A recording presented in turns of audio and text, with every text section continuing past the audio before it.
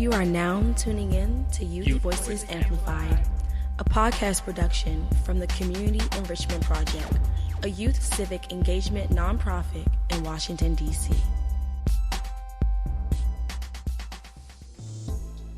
My name is Anthony Jenkins, and I am a digital media manager intern with the Community Enrichment Project, that is CEP for short, and I am joined by my co-host, Caleb Williams, a junior at George Mason University, GMU, also interning with the CEP. And on today's podcast, we will be discussing mental health and wellness in schools. This is a very important issue and topic in our community. It's been discussed, debated by many as mental health topics, and conversations on mental health could be very taboo. And yet again, like other podcast topics we've covered, controversial to a certain degree. And ask yourself, which is more important, your well-being and sanity or your education? Should a day off from school to take care of your mental health be an excuse after for students, or should you just push yourself to attend despite how you feel? And I want to start off by asking this first question. Should a day off from school to take care of your mental health be an excuse after for students, Kayla? In my opinion, most definitely. Mental health days are super important and they should be considered excused absences, but even more, I feel like they should just be integrated into the school week, or maybe every 2 weeks have a mandatory mental day or a half day throughout the weeks if you don't want to wait that long, so students can relax and let go from the stressful flow of life and how things are going, like family issues, friends with problems, their own self-worries, and then the problems that come with education and life difficulties. I think even more so with minority groups, we struggle with identifying mental wellness and health. So it would be great to see more of it in the school system and them showing that it is real and can be taken care of a certain way. So as in general, for a way of learning about it and being able to display the importance of self-care, I really feel like schools can also be a big part of it. I'm actually kind of curious, as you mentioned family issues, friend problems, self-worry, and education. Have you been absent or excused from schools because of those reasons? I can say maybe throughout high school and things like that.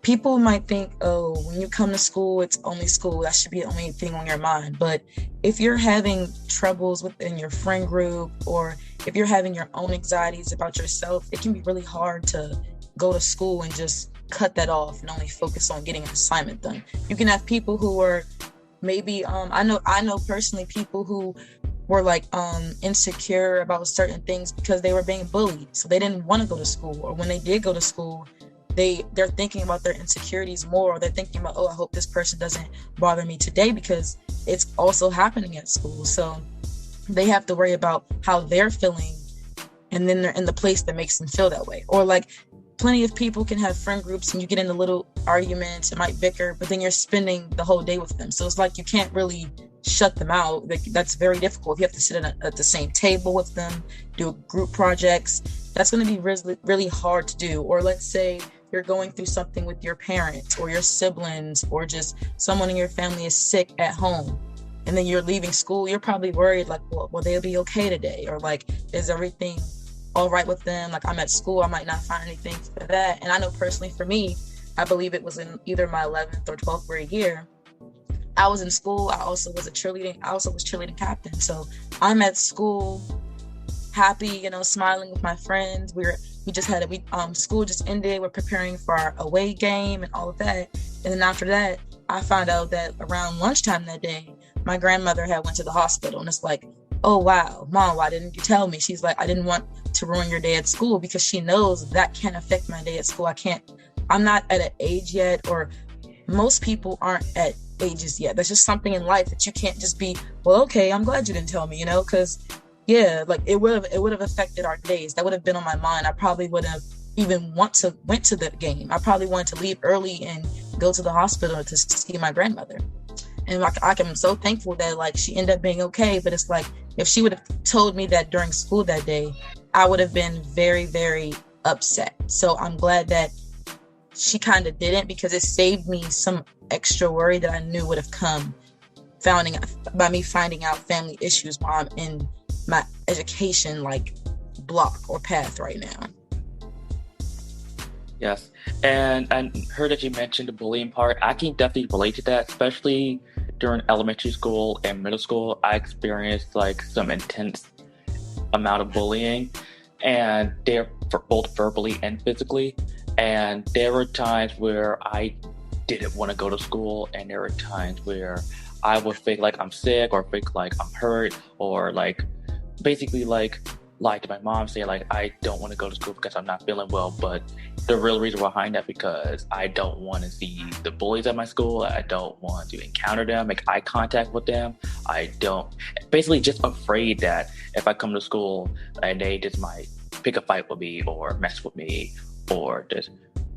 Yeah, I really like get what you're saying. I understand that so much, because like I personally never really went through like too much bullying or anything. I might have people say like small comments back, and I would just like say something back. But I did see others get bullied, and I'm the type of person that like I hate that. So I'm like, I will like whatever you're saying to him, come do it to me.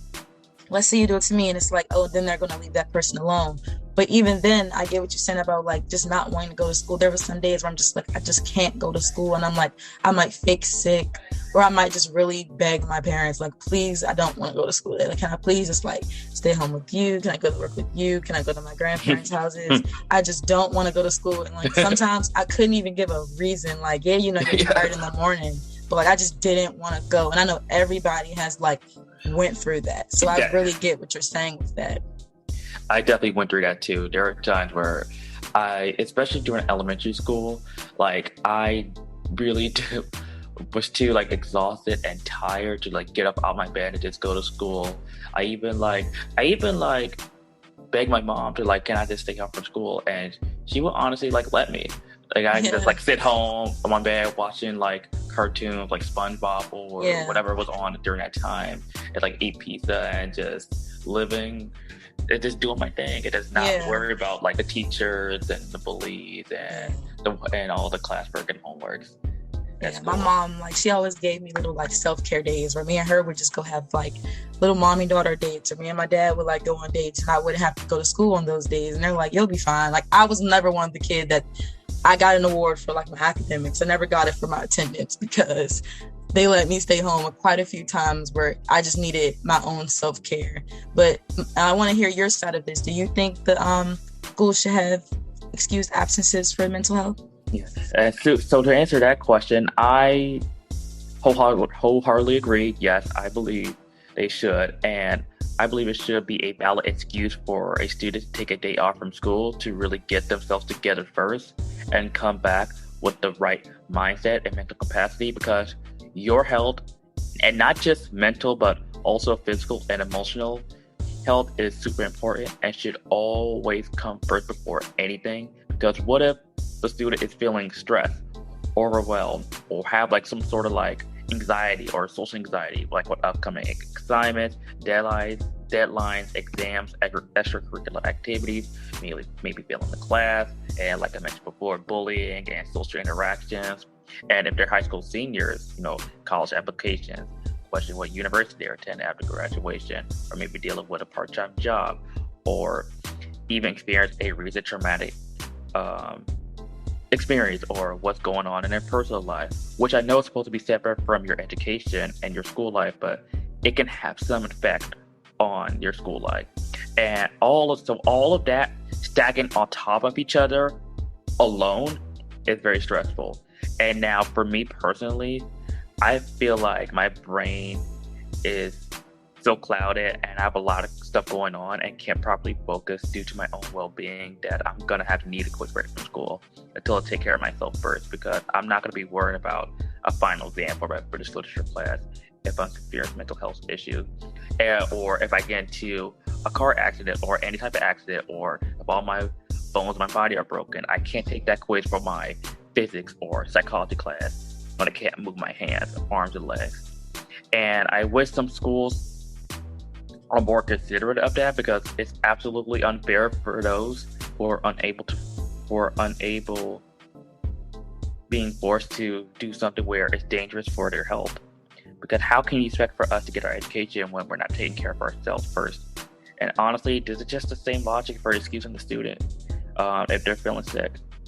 Yeah, it is the same logic. And I like one thing that you said out of that is how with all of that stacking up, it's very stressful. And I know how they might not see how stressful that is, but just think about all of that. Think about your own well-being. Think about school, family, friends, just living in an environment that could possibly not be the best, or just living on earth and just seeing all of the hate and pain and the crimes that are going on. That's going to be stressful.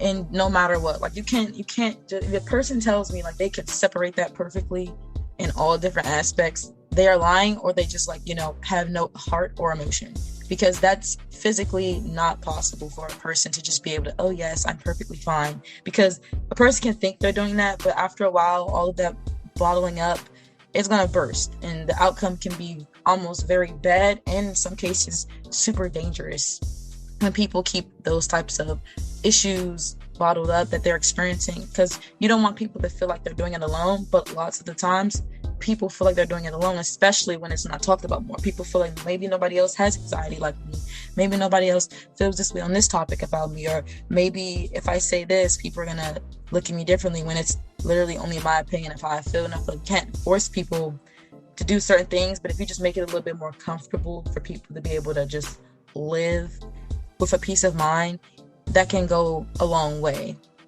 So I really appreciate your answers in that, and it's kind of making me go on to the next question of what things do you think schools can do to promote mental health awareness and wellness in school? Yeah, this kind of really relates to my answer for the last question, but just encourage students to take day offs from schools. And when they don't have that mental capacity or that mindset to focus in class and need to go home. And schools need to really be considerate of that, and most of them are not. Because I actually would like to share a little personal information about myself. Because recently I withdrew from my college, which is Goucher College, and because I truly don't feel mentally ready to go back on campus. Especially due to the fact that we have to, in order to go back on campus, that the vaccine is mandatory, and I still don't feel comfortable taking the vaccine. So with that, taking the vaccine, that being a requirement to go back on campus, I just completely withdraw to separated myself from going back on campus and go back to Goucher until I feel like I'm ready to go back. Yeah, understandable. Thank you for sharing that. And I really understand how you said how most schools aren't considerate. I feel like they don't look at their students, or even some of the times their professors, as humans and peoples. They just look at us as numbers for their ratings and just for their money upkeep, but they don't really look at us that this big old school, because my school is between 40,000 and 60,000 people, and it's they don't look at us as these are all individual people who all have individual problems. And mind you, we're all going through different problems that are way different than just regular problems that are already different from each other, because now the whole entire world is experiencing a pandemic, and we've been experiencing this pandemic for quite a while. So it's people are learning how to relive life, and that's very difficult. That's very hard to do after we've been living life away. There hasn't been anyone, I don't think, that has lived through pandemic lasting this long. The last pandemic, most of the people that went through that are not on the earth anymore, at all. So it's we're going through something very traumatic, and it's going to take a long time to get out of this trauma. And also this trauma is going to leave some permanent effects on us, because I know for me, I won't be able to just live life, go places, go to class, trust people, talk to people the way I normally could before. And for the question, it makes me bounce back to I feel like they the school systems, they should open themselves up to the idea of homework not really being that much of a thing, or holding as much weight as some schools give it, because they need to give scholars the time at home to be a place where they can drop off all the worries of school, and it's for them to recover from the long, exhausting and tiring school days by relaxing and caring for themselves, and not having to continue on the path of the school day with its curriculum and worrying about the assignments they might have. And I know a good way to do that would be to like maybe have some blocked off periods at schools that are designated for assignment completions. So they need help or guidance, it's available, and they can have a greater chance of actually finishing it. Because, when kids go home, they can probably start it, but they can get distracted, or they can just get tired or not want to do it anymore. And they might not finish all of their homework. But if you're at school and you can have help, or more people are doing it, or it's like a specific thing, people have a better chance of finishing it. I know me, I personally, like when I was in school, I did my homework at school. So by the time I got home, I did not have to worry about anything of that. I did not want to put my school at home. I kept those two very, very separate. So the fact that COVID made me have to put school at home, I just couldn't get with it, and it did not work for me. But I know that with some people, that works very well. For an example, my younger brother, he is doing so much better in school now that he is home. I can get his questions answered, isn't afraid to ask more of his questions. He's like progressing so well that my mom's like, she would rather keep him here for school. But for me, I'm better in person, in the classroom, all of that type learner. So it all depends on figuring out which way you learn best. And another small thing I believe is very beneficial is if the schools actually talk about these things more. If they open the door for everyone to understand and know that it's okay to talk about, and that it's important and normal, and that there should be no reason to hide it, that's helping people feel comfortable. And like, you don't want to make it uncomfortable to approach, because they probably already feel that way about it. Like, these people are going through it, like, no, I don't want to talk about it. They're like afraid to show their emotions or their thoughts or their feelings because it's uncomfortable. It makes them uncomfortable. So lastly, I'll say that if they have like chiller days, or not make everything so strict in schools with education, like, you don't want education to seem like a prison or a lockdown. So by making everything a little more loose, or kind of like a free-for-all, it will let people be themselves while learning. And I feel like that's one of like the greatest things you can do. And funny that you mentioned, Kayla, how we mentioned that, was it your cousin or your brother who? My brother. He's doing very well for online learning, which I find kind of interesting, because I know, like, for some people, like, online learning is actually like either more difficult or worse for them than in-person classes. Because I know that was my experience for me when the pandemic started, when they transitioned us back on campus and home when we did online learning on Zoom. It was hard for me to really with that transition, with that process, because it was very foreign to me. I never did online classes before, and my grades started to slip. And now I'm actually kind of better at it now, because I'm more comfortable and more used to it now. But it could be a big distraction for me, especially since you got a lot of stuff going on in your house, like with family members, when they're teleworking for their job, and you have your phone, you have your TV, and instead of like having like an in-person experience or in-person classes where there's minimal distractions, I feel like online learning, and like you said, it could, whatever works best for you, I understand that, but I feel like it could be kind of like a lose-lose situation, because sometimes you feel exhausted and drained when you're going into classes, but also you could feel exhausted and drained when you do online learning, especially you being cooped up in a house for hours and days, and especially when you're in the middle of a pandemic, you can't even go out. It can be mentally and emotionally draining. Yeah, just from my experience at least. Yeah, for me, I mentioned before, I hated online learning, and yes, I'm used to it now, but I still very much so despise it. I cannot stand it. I do not like it. I'd rather be in the classroom, because I'm the type of person, I like to, if I have a question, I'm going to ask it. I'm going to raise my hand. I'm going to get my question out so I can get my answer, because I retain information faster and better that way. By waiting in a long time, it makes me start to not care, or I just won't remember it, or it won't make sense to me. I hate the idea of having to email a professor and they'd be like, oh, I'll get back to you in 24 to 48 hours, because, they have to answer all these other emails from all their other students and then other professors and other teachers. But it's not like when my teacher is in the classroom with us and it's only one and they can answer that question. Or when class is over, you can stay after and they can answer that question. Like, no, you have to catch them at their office hours or wait for them to email you back. That irritates my life and soul because I hate it so much. I do better in person learning. When I'm at school, I'll give a small example. When I was in college, my freshman year in my government classes, my professor put me on a 7-question limit because I used to ask that many questions in my lecture because that's how I learn better. And I'm not the type of person that's not going to ask questions. I was raised to ask questions, not to ever feel like I can't ask my questions. So that's already like ingrained in me, and it's how I function best. So this online learning just wasn't helping. And like you said, you could be so tired, like being on the computer all day long, it makes me get migraines, or I just won't care anymore. Like being on like virtual learning has made me not care about school anymore. And I was a perfectionist. And small example, me and my best friend, I was salutatorian, she was valedictorian. We're like perfectionists in like almost all the work we do. So the fact that you have us two coming to college and meeting other people that really care about their grades and their success, saying, I don't care anymore for this class. Like we sit there and turn down the volume and maybe like take a nap or go get some food because I'm just over online learning.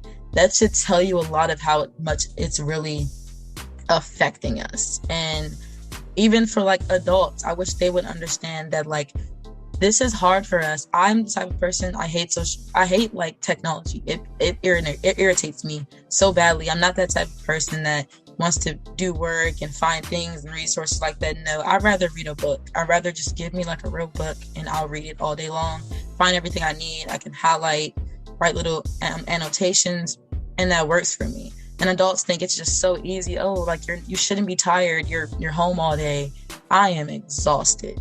And I wish more of them would understand that because they haven't lived through this in their midst of school. They're at work. They're doing it for money. I'm still just doing this for almost no reason, in my opinion, but learning. But that's the only reason I'm doing this. So it gets hard.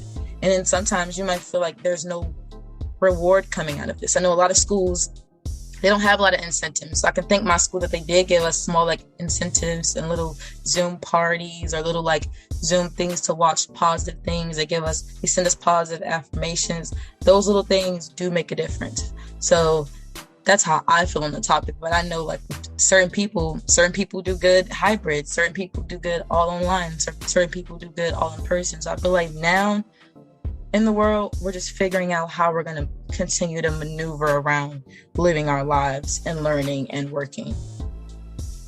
Yeah, and that actually leads into what I was about to say too, especially for some colleges where they send students back on campus, but they still like do classes online and not going to classes in person, which I feel like is a big waste of money and a waste of time.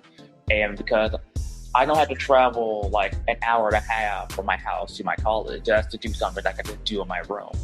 It's like still doing online classes. So I feel like the hybrid thing is very confusing. It's very pointless, in my personal opinion, because why are you going to force us to go back on campus and still do classes, but we're not going to the actual classrooms and we're still doing classes like on a computer? And it really, like you said before, and like I said before, like online classes makes me so unmotivated. It makes me care less about my education. But even though I am aiming for my degree and that is my number one goal right now, but with how things are going with college and my situation right now, I just don't really have that capacity anymore as of now. Yeah, I feel like I don't have the strength because that's my goal. Like that's my goal right now. But the way the pandemic has happened and the way life is turning into like the new form of life, it shows me like what's actually and like what's really important and like what actually matters most. And again, how you said with the hybrid learning, when I go back to campus, I have 2 classes in person and then 2 online. And I'm like, oh my gosh, I'm going to be here, but then you're telling me I'm still going to be in my room for an online class, and they won't even give it to us in the spring semester in person. Like they're only having it now, and it's required, and I need it now if I want to continue to graduate on time. And me personally, I want to. I don't want to. The farthest our wait is maybe one extra semester, but I don't want to prolong my college experience because I want to get out as quick as possible. I do not want to be in college and in school any longer than need be. And also for that, one of my online classes is asynchronous, which means we don't have to log on or get on a Zoom for our teacher. Like, we just have to make sure we complete our work by the deadlines. And I feel like that was the worst thing starting off, because I almost forgot about one of my asynchronous classes, because this teacher, he also was going through things and issues with his family, so he wasn't really on us. He said, okay, these 3 deadlines, and then I'll see that midterm, and then that final, and that was it. And with maybe like 2 quizzes that weren't super hard, so it was so easy to forget those online classes, because they're not ones I have to log on for every day or every other day for Zoom. I just have to make sure I do my work. But then when I have my actual classes in person, and I have my classes where I have to go on Zoom, it's so easy to forget about that little straggling online class that you don't really have to log on for. And I know so many people have told me, like, those are almost the hardest classes, because you kind of forget about them. It doesn't feel like it's a class almost. And I know that's kind of dangerous, because you don't want people to forget about it or start slacking on it. And I feel like for us, you have to kind of think about, okay, which class are you going to put more of your energy into? And I know that for me, the class that I might enjoy, I put more energy into, or the classes that I knew were going to be hard and difficult, I'll try to put energy to. But the ones that are kind of like neutral in the middle, they can kind of slip my mind here and there for me to be like, okay, I don't care about that grade that much, I just won't do that assignment, or I'll do that one late, I don't care. So it's like, it all really just depends. And I feel like they're just stealing our money, basically, because there should be no reason I'm going back to campus and I still have online classes. If that's the case, just put them all online so I can stay home, or put them all in person. Like, how are you going to not have that class in person at all? It just seems like if you can't have it, then don't have it, but don't do it like that, because now you're making it unfair for others. It's very unfair, and like I said, it's very inconsiderate. And I feel like, honestly, especially with being in a pandemic, it really opened my eyes and my mind to really show how greedy and scandalous college can be, because they really only care for the money. They don't really care about your health and your well-being and just you as a person. They just care about numbers and getting the money and securing the bag. And I feel like that's the issue is here when it comes to like online learning and going back on campus. And this whole hybrid thing is where, yeah, we're still in the middle of a pandemic. Yeah, we want you back on campus, but we really just want your money. And even though they're going to do the same thing that you're doing at home. And that's why I feel like that's my biggest issue is when it comes to like colleges and universities. Yeah, it's just really shown me how people really are. Like, a lot of people use a lot of facades in the education system. They don't really want you to be that successful, in my opinion, because it tells me we're paying all of this money and wasting all of this money in times like this. Because I know schools are trying to start up insurance policies so that if we do shut back down, they don't have to refund you your money.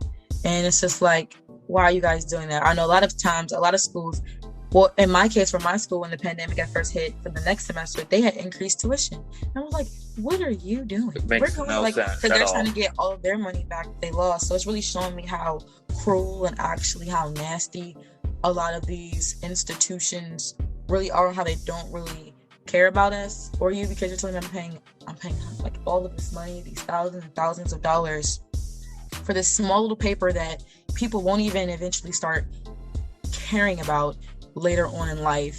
And then most people will be in debt, and it's like, oh, paid all that money to go to school to go in debt, and it's still difficult for me to get a job with this. And it's like, because guess what, my experience in life, the way life just turned out for me, that all the networking I did, all of that, it didn't benefit me in the long run. And I know for some people and teachers I've met, they like, I wish I didn't take that route of my way on college and with school and university, because it didn't really help me in the long run. It put them in more of a bad place that they wanted than the place they actually saw themselves at or wanted to be. So it just really shows you people's true colors, I'll say.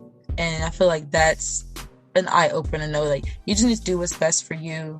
Don't try to do what others might envision for you, because I know for a fact there have been so many people that told me, like, after you graduate and you have that degree and you apply to jobs, they're not asking, oh, what is your degree in? They could almost really care less about that. And a perfect example is that's my uncle. He has a degree and the arts, not the liberal arts. It's literally art. Like he's painting and drawing and looking at shapes and the history of arts and all of that. And when he graduated, he applied to an IT job. They asked, oh, do you have your bachelor's degree? And all the other little small requirements. He had the bachelor's degree, and they taught him everything he needed to know about IT. That man can disassemble computers, whole systems and everything, put them back together, fix everything so easily because they taught him everything. It wasn't, oh, do you have an IT background? We won't take you if you don't. No, he had a background in art. He had a background in coloring and painting, in my opinion. And he has a great job, and life turned out amazing for him. But I know people who went to IT, did IT, and now they're like still struggling to have gotten jobs when they graduated. And I know for me, I'm like, I hope that doesn't happen to me, because my major is going to be in legal studies because I want to pursue law, and my minor is biology and dance. And I'm like, hopefully those open up doors for me for different paths so I can just go to what I like. But now I figured out that I like real estate. My mom has always been a real estate agent, and then she also worked for the government. So it's just like, And then my dad has like his own personal 3 businesses. So I'm like, maybe I might want to do my own business. I've started my own little small businesses throughout the pandemic. And then I started looking at how to get into real estate, because I'm like, maybe that can be an option if law school and all of that doesn't work out, because so many people have told me it's no point to go in law school if you don't want to do that type of law or something like that. So I'm like, it's all about figuring out what you want and having the right people on your side or support team to direct you in the right areas.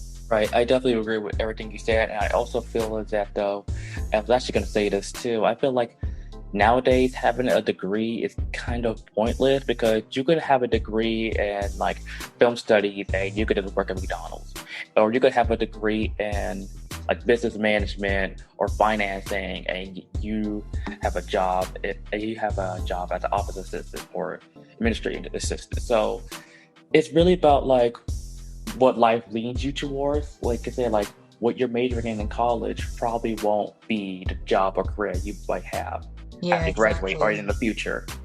I totally agree with that.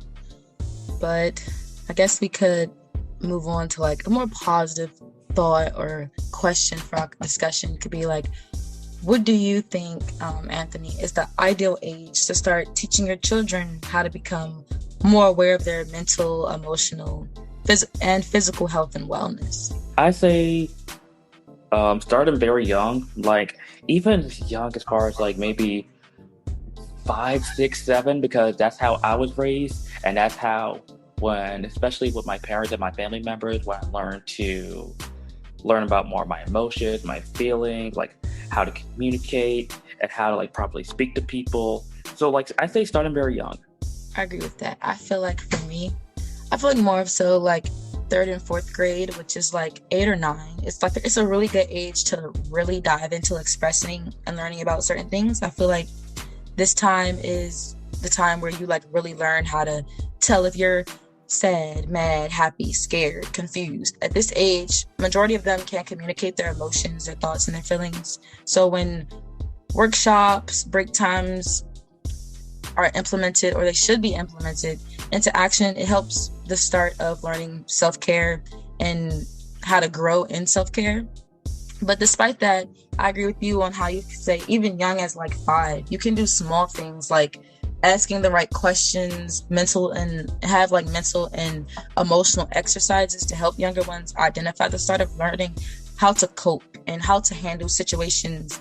Might they be good or might they be bad? And you can do other little small things that I know I did growing up, and my family does, or even some of the schools I went to, we did, by drawing pictures or journaling during different yoga stretches and exercises, and then coloring, and then also relaxing and soothing music. Those can help, and those are things that can withstand time. Those can help any age group in learning about and understanding their wellness of mind and body. I know for me personally, I love to color and listen to relaxing and soothing music.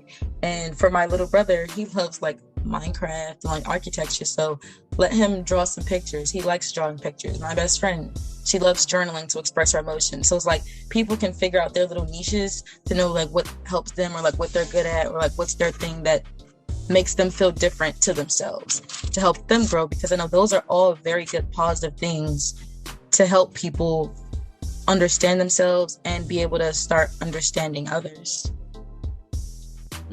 Yeah, and especially like the coloring part, because that's definitely a great way to make a child open up and really express their emotions, especially like when you're drawing their favorite cartoon character or their favorite movie character, or something that makes them happy, or like not even just like that, but like the sun or trees or flowers or butterflies, something that can definitely like open up, express their emotions, and really, and it's best for parents and adults to really teach these kids at a very young age, like I said, like 5 or even 4 years old, so they can have that emotional maturity when they get older, when they step into the real world. Yes, I love that you mentioned about how like parents, because like children, like your first people you know are your parents, and like if you have like other cousins your age, those are like your first friends in your family, so they have to make it their job to set the good examples and teach those, so they can really be like ingrained into the student, or I mean the child, so they can know this is how I can best live my life. And I know how like when you see people draw, like you said, drawing their favorite cartoon character, maybe from these different things, you can start to figure out what type of person you have. These people, by like the students and the kids, like by doing certain things like this, they can start to figure out what they like, what they don't like. They can figure out what they're going to take, what they're not going to take. They can identify what they don't understand or what confuses them. Or they can tell you things, and you can give them a subject and they can be like, I like sharks. And then this kid might want to, be a marine biologist one day, because of like you can start to see how their life can turn out from the different things they talk about. Like with me, I'm an advocate and I love talking and debating and asking questions, and like my family knew that, oh yeah, she's gonna probably want to do something in law, or I'm really obsessed with biology, so they're like, she could do something with medical. You always can see how this works. How I mentioned before, my best friend loves to write and journal, and that's become her major, creative writing and journalism. But she loves fashion. They know when she was younger, she always loved colors, putting different things together. So now she wants to be a writer and an editor in chief for like fashion magazines. You can start to figure out the person you're getting and some of their traits or little quirky things they do as they grow up, by using some of these little questions and like little exercises or little hobbies for them to like get into, to see, oh, this might be like really good for them. If they like taking pictures of nature or like the water, and then you see they love the water so much, maybe you could put them in swim classes, and maybe you could have an Olympic swimmer on your hand. You never know how life will turn out, as long as you just give them a way to be able to learn about certain things and express themselves. So I feel like that's like one of the best things you can do, is like start teaching them young and helping them identify what they like, or even or like misbehaving. These certain things can help them understand that those emotions, that they need to listen and be kind and be nice and be selfless and not selfish. So I feel like they all benefit us in ways. We just have to figure out the ways and then just puzzle them together correctly.